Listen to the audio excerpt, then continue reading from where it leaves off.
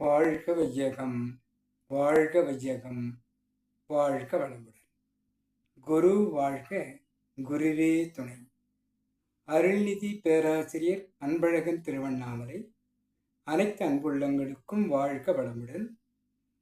குருவின் நினைவில் நின்று இன்றைக்கு தாய்மானவர் சுவாமிகளுடைய ஒரு பாடலை நாம் சிந்திக்கிறோம். மனதை அடக்குவது, சிந்தையை அடக்குவது என்பது சாதாரண விஷயம் அல்ல என்பதை பட்டியலிட்டு காட்டுகிறார் தாய்மானவர்.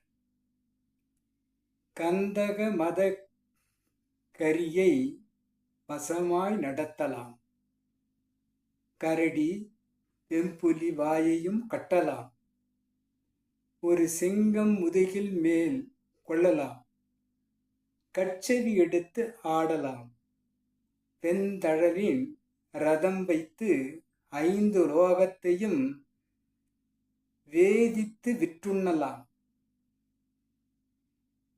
வேறொருவர் காணாமல் உலகத் உலவலாம், வேறொருவர் காணாமல் உலகத் துலவலாம், விண்ணவரை ஏவல் கொள்ளலாம்,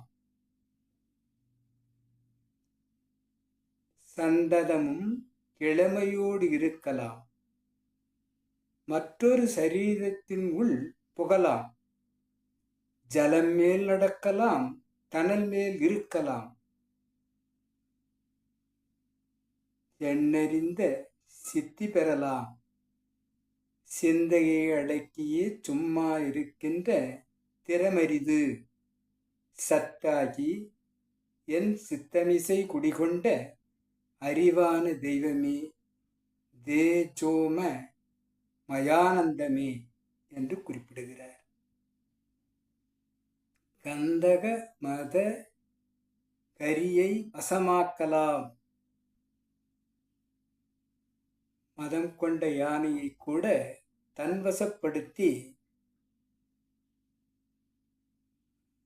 அவை தாம் சொல்லும் அளவிற்கு செயலாக்கம் செய்யலாம். கரடி வெம்புலி வாயையும் கட்டலாம்.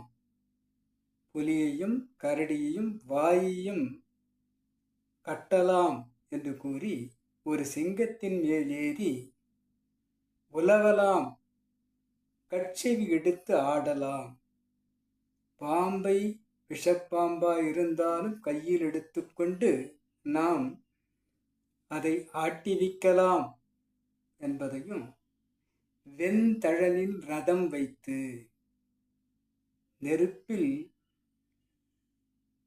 உலவுவதாக அந்த ரதத்தை ஏற்படுத்தி கொண்டு 5 லோகத்தையும் வலம் வரலாம், சுற்றி வர வாய்ப்பிருக்கிறது, வேறொருவர் காணாமல் உலகம் முழுவதும் சூக்கம சரீரமாக உலகையே வலம் வரக்கூடிய ஆற்றல் மனிதன் ஏற்படுத்தி கொள்ளலாம், விண்ணவரை ஏவல் கொள்ளலாம். பிரபஞ்ச களத்தில் உள்ள அத்தனை தேவர்கள் மூவர்கள் என்று கூறுவார்கள். அவ்வாறு இருக்கக்கூடிய அத்தனை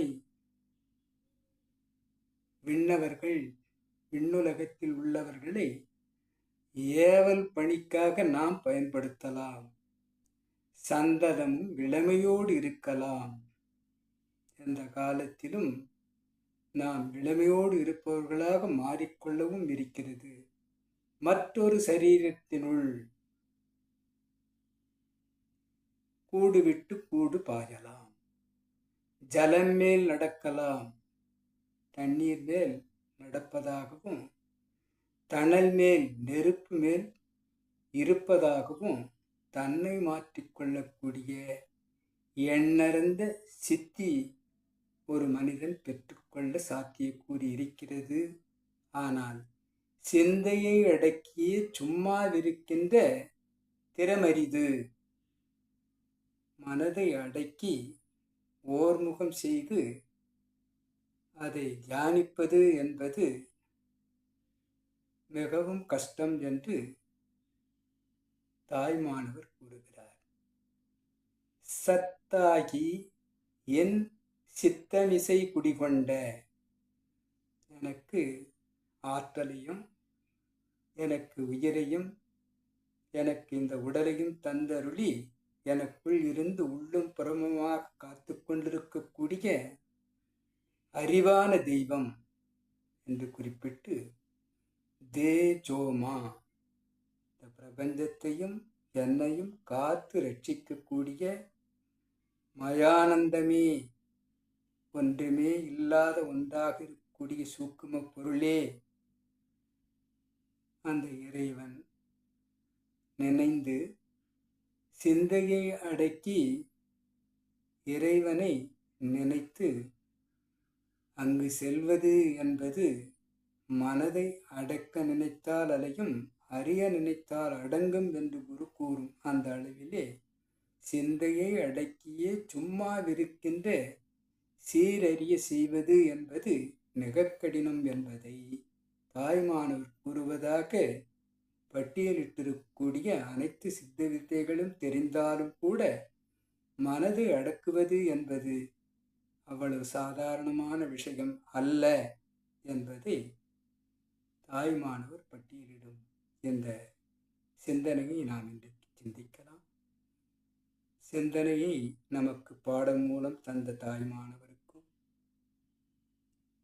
என்னுள் விளக்கத்தை ஏற்படுத்திய இறையாற்றலுக்கும், எனக்குள் இருந்து என்னை வழிநடத்தி கொண்டிருக்கக்கூடிய எனது குருநாதர் வேதாத்திரி மகரிஷி அவர்களுக்கும், இதுகாரம் செயல்படுத்த அனைத்து அன்பு உள்ளங்களுக்கும் நன்றி நன்றி நன்றி.